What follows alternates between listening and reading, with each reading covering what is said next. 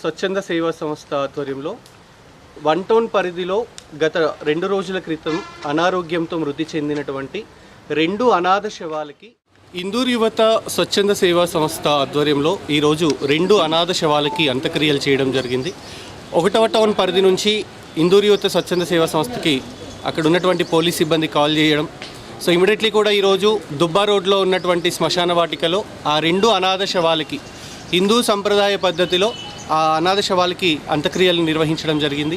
ఈ కార్యక్రమానికి సహకరించినటువంటి వీరేశం గారికి, అలాగే సహోదరులైనటువంటి నవీన్ గారికి కృతజ్ఞతల్ని తెలియజేస్తూ ఉన్నాం.